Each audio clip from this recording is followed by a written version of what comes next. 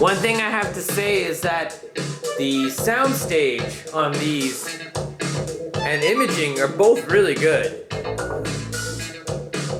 So definitely for the age of the speaker, they're very impressive. And the details that they pick up, as I mentioned earlier, are also extremely impressive. So soundstage is very wide.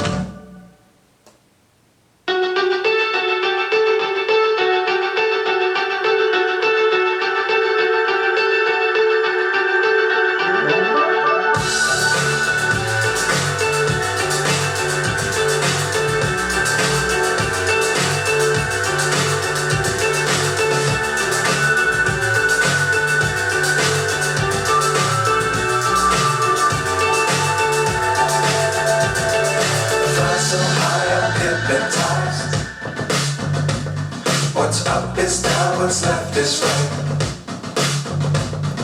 Chasing stars and holding you. I can't see the end, but we'll see it through.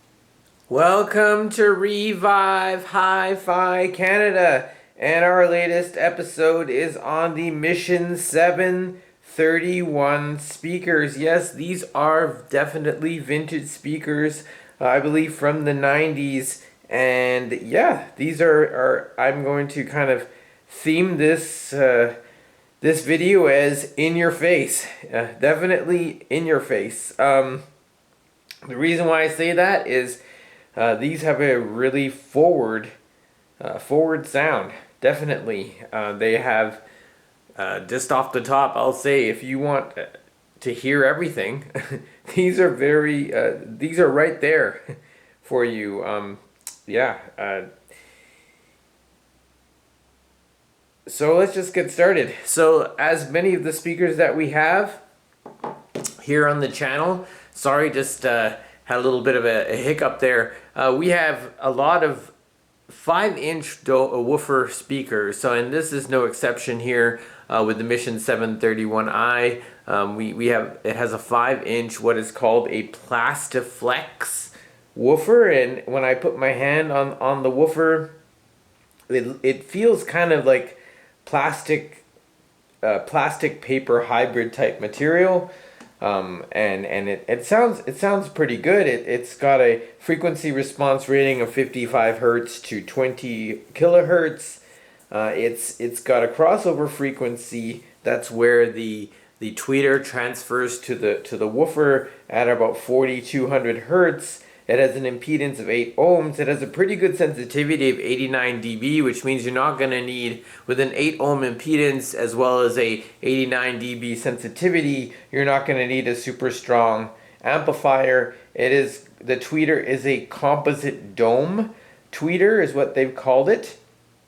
And yeah, the build quality, this particular specimen that we have here is built quite well. It's very sturdy. It has a pretty good bracing in the case. It doesn't really have a hollow sound when I knock on it. It has a front port, as you can see on the bottom. It's got and that allows you to put it right up against a wall, which is kind of nice. They have an interesting profile in that they are about 12, just over 12 inches tall, and they're not very deep. I think they're like not even a half foot. They're like not even 6 inches deep, maybe just over 6 inches deep, and they're pretty much about 6 inches deep and about 6 inches wide. So they're not overly large. Maybe they're a little larger than 6 inches, maybe closer to 7, and they're not. So they have an interesting form factor compared to speakers of today. What I notice about speakers of today, a lot of them have, I'm kind of making a broad stroke generalization in that the speakers today tend to have a more stout build, where the 5-inch woofer and the tweeter and the port in the back instead of the front port like in these, and then you have an extremely deep cabinet kind of forming like a cannon of bass, and that seems to be the way that things are going more in today's speakers, or in the last 10 years or so especially. But these are different, and that's why I was very interested to review these. I've always wanted to listen to these speakers, and I would say that they're not totally to my taste, and we'll go into that right now. I would say that we'll start with the lows. They're rated down to 55 hertz. That's pretty accurate. I would say you get decent bass. I tend not to use a subwoofer. I use my speakers without, and I kind of a purist that way. I have on the theater. On my home theater. I use with a subwoofer, but not with 2-channel listening. And I never can integrate the sub properly, and that's that's probably just me.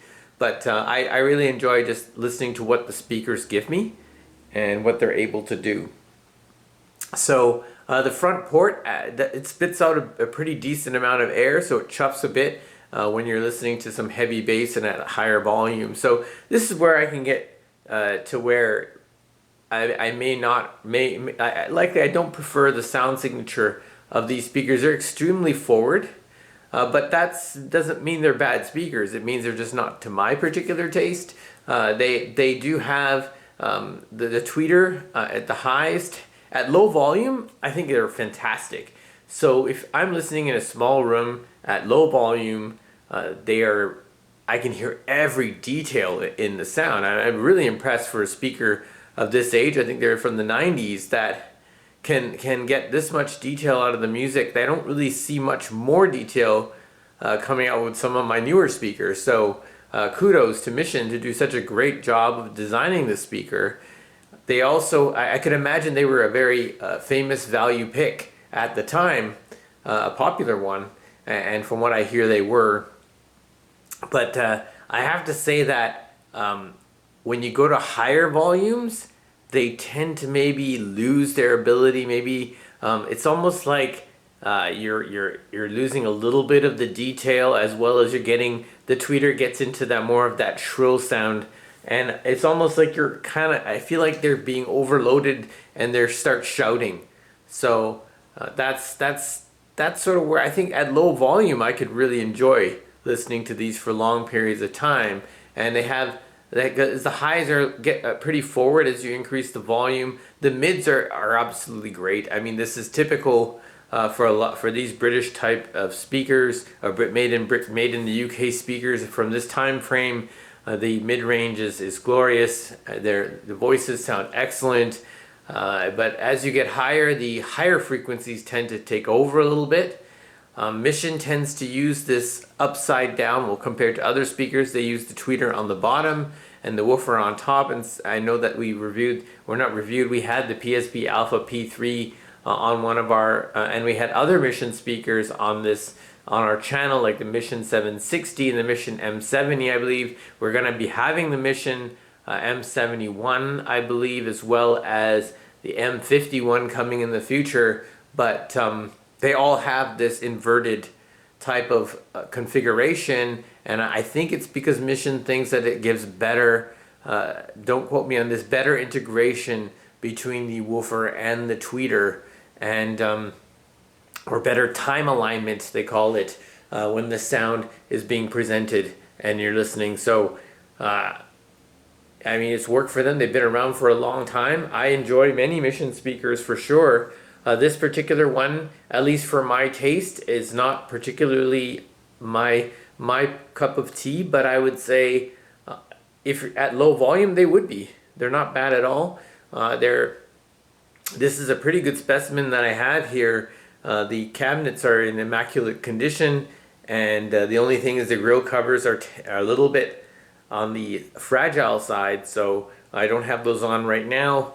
Here on Revive Hi-Fi Canada, we review or discuss audio equipment that we like. We really love this hobby, and our goal is to bring more people into this excellent hobby that and introduce them to all these different types of equipment that are out there. And you know, we usually have a sound sample at the end of our videos, and those are, you know, not meant for you to really make any sort of decision or on whether or not to buy these speakers, but just to give you an idea of how they might sound in a real life environment. So thank you very much for listening, and enjoy the rest of the video, and see you next time on Revive Hi-Fi Canada. And if you like what's on this station, please subscribe, and it'll be really helpful to us. Thank you so much, and see you next time. Bye.